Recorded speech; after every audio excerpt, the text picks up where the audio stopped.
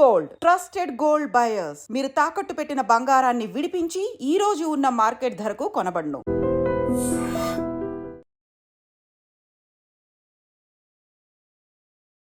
కానీ ఎప్పుడైతే మోదీ వచ్చారో కాంగ్రెస్ పార్టీ అనేది ఉండకూడదు, ప్రతిపక్షాలు ఉండకూడదు, మేము నియంతలుగా పనిచేయాలి అనే దాంట్లో వీళ్ళంతా పనిచేస్తూ వెళ్తున్నారు అన్నదానికి చాలాసార్లు ఇది గతంలో కూడా పాపం సోనియా గాంధీ గారికి హెల్త్ బాగాలేదు, ఒక 2 years బ్యాక్ అనుకుంటాను, నేను అక్కడే ఉన్నాను ఢిల్లీలో కూడా. ఆవిడని అరెస్ట్ చేయడం పెద్ద ఇష్యూ చేసేసారు అప్పుడు కూడా. సో అట్లా ఆవిడ ఈ వయసులో ఆమెను ఇబ్బంది పెట్టడం ఒకటి. కాంగ్రెస్ పార్టీ అంటేనే ఈ దేశాన్ని స్వాతంత్రం తెచ్చినప్పటి నుంచి త్యాగాలు చేసిన పార్టీ అని అందరికీ తెలుసు. ఏదో జరిగిపోయింది, ఏదో చేసిందంటే మీకంటే పెద్ద స్కామర్స్ ఎవరైనా ఉన్నారా? మీకంటే ఈ దేశంలో లూటీలు చేసిన వాళ్ళు ఎవరైనా ఉన్నారా? మీకంటే ఈరోజు అశాంతిని లేపే వాళ్ళు ఎవరైనా ఉన్నారా? సో ఆ సబ్జెక్టుని అసలు ఎంతగా ఈడీ అంటే ఎంతగానో భయపెట్టిస్తారు. ఇలాంటివన్నీ కామనే కాంగ్రెస్ పార్టీకి. ఎందుకంటే తప్పు చేయలేదు వాళ్ళు చేసింది ఏంటి, ఆ రోజు తక్కువగా ఉన్నప్పుడు కొన్నారు, ఎక్కువ లెవెల్లో ఇప్పుడు ప్రాపర్టీ వాల్యూస్ పెరిగిపోయాయి. ఏమన్నా ఉండని నీకు అది కోర్టులో వెయ్యి, నువ్వు ఇన్నేళ్ళు 10 ఏళ్ళు ఉన్నావు, 10 ఏళ్లలో నీకు చేత కాలేదు, మళ్ళీ ఇప్పుడు పవర్లోకి వచ్చావు, మళ్ళీ వాళ్ళని ఇబ్బంది పెట్టాలని ఒక కుట్ర తప్ప ఇందులో దీంట్లో వచ్చేది ఏమీ లేదు అసలు నన్ను అడిగితే. అసలు స్టేట్ అవే రాజకీయాల్లో రాహుల్ గాంధీ గారి పార్లమెంట్ వచ్చినప్పటి నుంచి పార్లమెంట్లో మాట్లాడనీయకుండా ఆయనని నిర్దాక్షిణంగా బయటికి పంపించినప్పటి నుంచి ప్రజలు గమనిస్తూనే ఉన్నారు. ఈరోజు ప్రియాంక గాంధీ గారు, రాహుల్ గాంధీ గారి తర్వాత మళ్ళీ ఆవిడ తమ రాజకీయ వారసత్వాలని వీళ్ళు ఎంత చెప్పినా కూడా, వీళ్ళ ప్రతి రాజకీయంగా వీళ్ళని ఎంత విమర్శించినా కూడా ప్రజలతో వచ్చిన వాళ్ళు, ప్రజల పక్షాన ఫైట్ చేసే ఫ్యామిలీ అది. సో ప్రియాంక గారు వచ్చిన తర్వాత వాద్రా గారి గురించి కూడా ఈరోజు మన న్యూస్లో చూసాం. అంటే ఏంటి, ఎవరు బిజినెస్లు చేసుకోకూడదా? ఈరోజు బీజేపీలో ఉన్న వాళ్ళు ఎవరు బిజినెస్లు చేసుకోవటం లేదా రాజకీయ నాయకులు? లేకపోతే వాళ్ళకి సంబంధించిన ఎన్నో వేల స్కామ్లు ఉన్నాయా? ఎందుకు అదానీ అంబానీలు పోగాని ఈరోజు నీరవ్ మోదీ లాంటి వాళ్ళు కానివ్వండి, ఎక్కడో దేశం నుంచి పారిపోయిన వాళ్ళని తీసుకురావడం చేతనవ్వట్లేదు. ప్రజలకు నువ్వు ఇచ్చిన ప్రామిస్లు ఏవైతే ఉన్నాయో వాటిని అన్నింటినీ డైవర్ట్ చేయడం కోసమే. ఇప్పుడు నల్లధనం తీసుకొని వస్తానన్ను, ఎక్కడ దాన్ని నల్లధనం తీసుకొని వచ్చావో చెప్పును, ఏ నిరుద్యోగుల సమస్య తీర్చారని చెప్పు.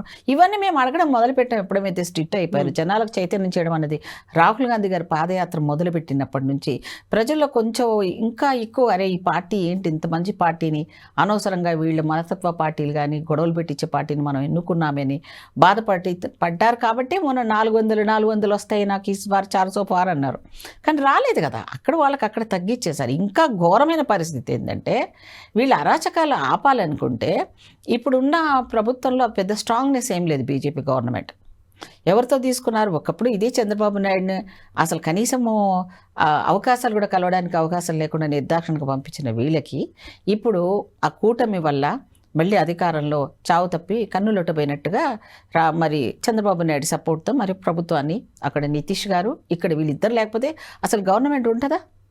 ఉండదుగా.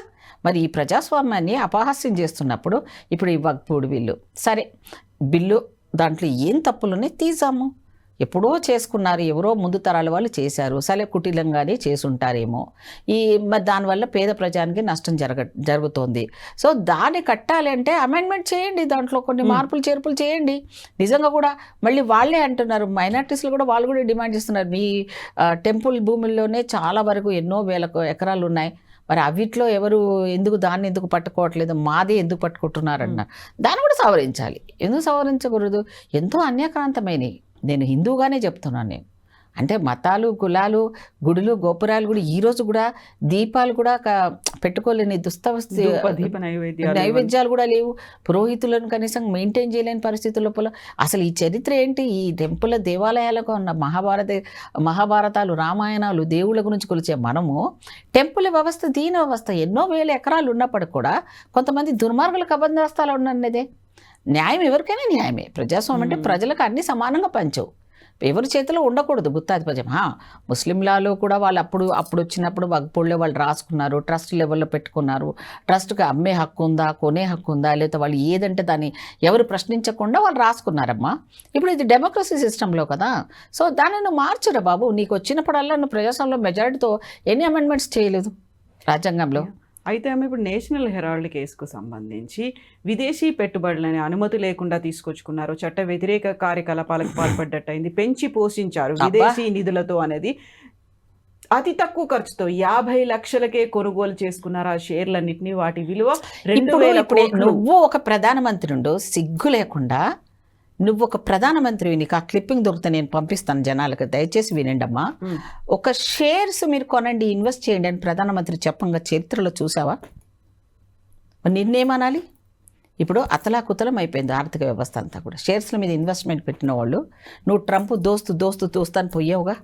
మరి ఇప్పుడు మన పిల్లల పరిస్థితి ఏంది? ఈ దేశ ఆర్థిక పరిస్థితే కాకుండా అన్ని ప్రపంచం మీద కూడా గ్లోబల్గా వాళ్ళు చేస్తున్న దాని మీద ఈరోజు ఒక ప్రధానమంత్రి ఉండి మీరు షేర్స్ కొనుక్కోండి అని చెప్పాడు.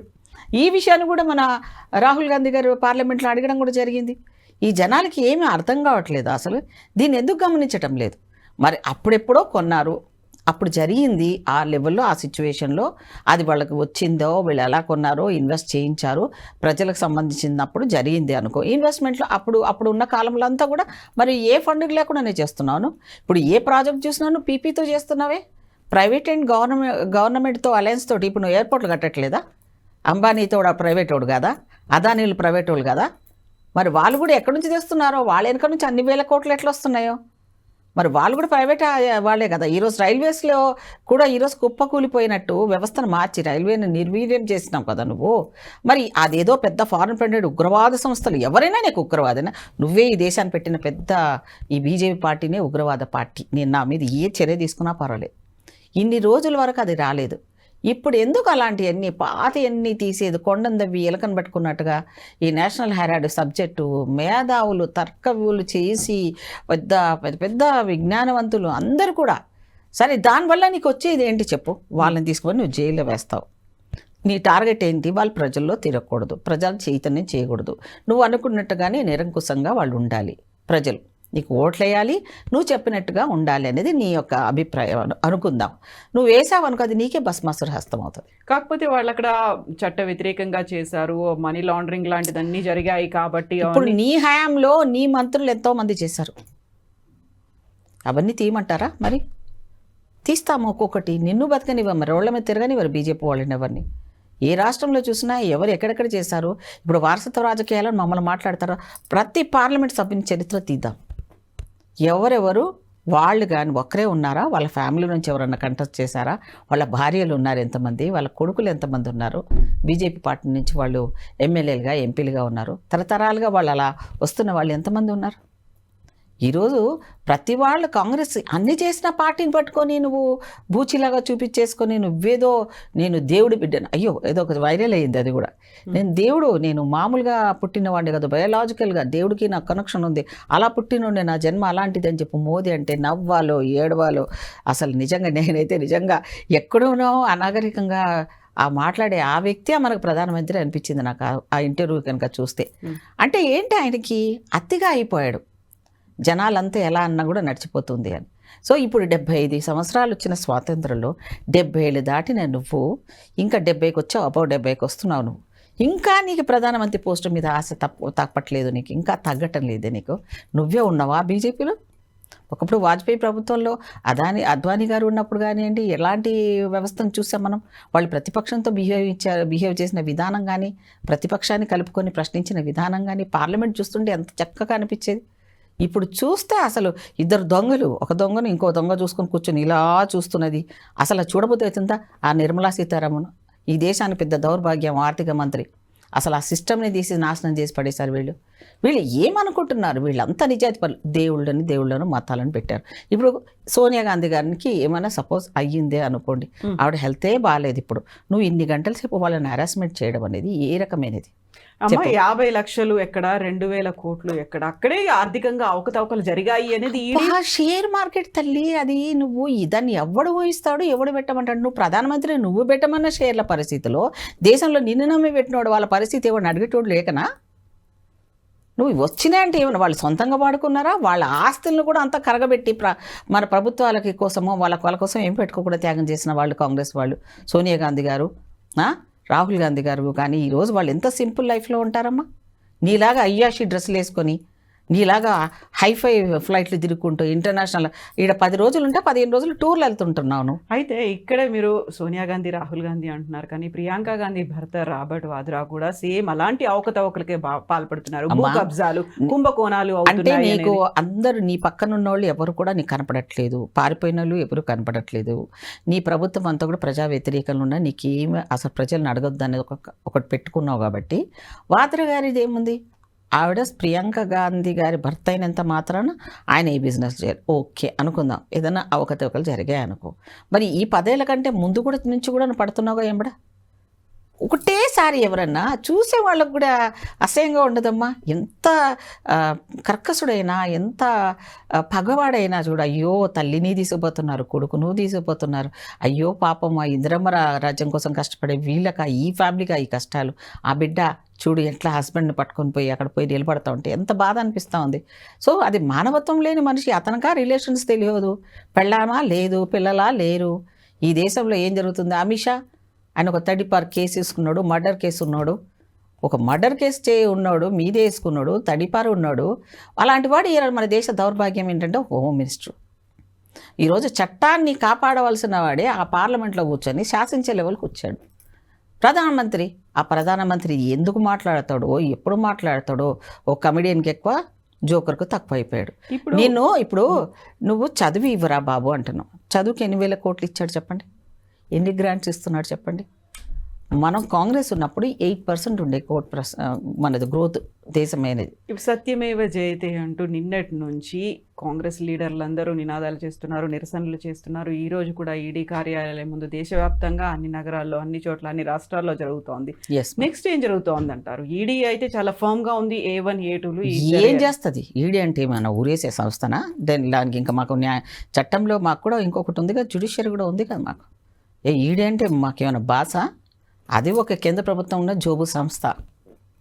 నీకేం చేయగలవో నువ్వు చేతగానే ఇవ్వడలేదు కాబట్టి 10 ఏళ్ళు మూసుకొని ఉన్నావు, మళ్ళీ 3వ వచ్చావు, మళ్ళీ మొదలుపెట్టావు. సో నీకు కూడా ఎప్పుడో ఒక రోజు వస్తుంది ఆ టైం. కానీ మేము ఈరోజు దాని మీద సత్యాగ్రహం చేయడం అంటే గాంధీ సిద్ధాంతాలను నమ్ముకున్న వాళ్ళం. మేము స్వాతంత్రం తీసుకొచ్చిన గాంధీనే మీరు గాడ్సేంజ్ చేసిన దేవుళ్ళలాగా కొలుస్తున్న మీకు అసలు మీకు ఏ రకమైన ఈ దేశాన్ని మొత్తం హిందూ దేశంగా మారుస్తామనో, లేకపోతే ప్రశ్నించే వాళ్ళందరి మీద ఇలా ఈడీలు కేసులు పెట్టడమనో పోనీ అనుకుందాం. కొన్ని ఎగ్జాంపుల్ చెప్తాను నీకు. మొన్నటి వరకు వాళ్ళు స్కామ్లో ఉన్నారు, వాళ్ళ మీద అన్నీ అయినాయి అన్న వాళ్ళని తీసుకొచ్చి వాళ్ళ పార్టీలో కలవంగానే, పార్టీలో చేరంగానే మా ప్రియాంక గాంధీ గారు అన్నది వాషింగ్ మిషన్ లేచినట్టు క్లీన్ అయిపోయి బయటకు వచ్చినట్ట. ఎంతమంది వాళ్ళని పార్టీలో చేర్చుకున్నారు చెప్పండి? అంటే వాళ్ళు ఇలాంటి స్కాములు చేసిన వాళ్ళు రేపొద్దున వీళ్ళు జైలుకి పోతారన్న వాళ్ళని ఎంతమంది అమిత్ షా, ఈ మోదీ కలుపుకున్నారు బీజేపీ పార్టీలో? ఎంతమందికి మంత్రి పదవులు ఇచ్చారు? మరి ఇన్నేళ్ల తర్వాత ఇలా హింసించడం, మానసికంగా వాళ్ళని ఇచ్చేయాలని అనుకుంటున్నారేమో, కానీ లేదు, న్యాయమే గెలుస్తుంది. మనము ఆ రోజు బ్రిటిష్ వాడిని మేము సత్యాగ్రహంతో మేము గాంధీ గారు పంపించగలిగిన శక్తి ఉన్న వాళ్ళం కాంగ్రెస్ పార్టీ. పేషెన్సీ అలాంటిది మీలాంటి వాళ్ళకు భయపెట్టిస్తే భయపడే వాళ్ళు కాదు కాంగ్రెస్ వాడు. సో అవి నేషనల్ హెరాల్డ్ ఉండని, ఇంకేదైనా ఉండని, నువ్వు తల కిందికి పెట్టి కాలు పైకి పెట్టినా, నేనైతే ఇక్కడైతే తెలంగాణలో చెప్తున్నాను, బీజేపీ వచ్చే పరిస్థితి లేదు. మొన్న 400 నుంచి దిగజారిన రిజల్ట్ తెచ్చుకున్నారు బీజేపీ వాళ్ళు. ఇప్పుడు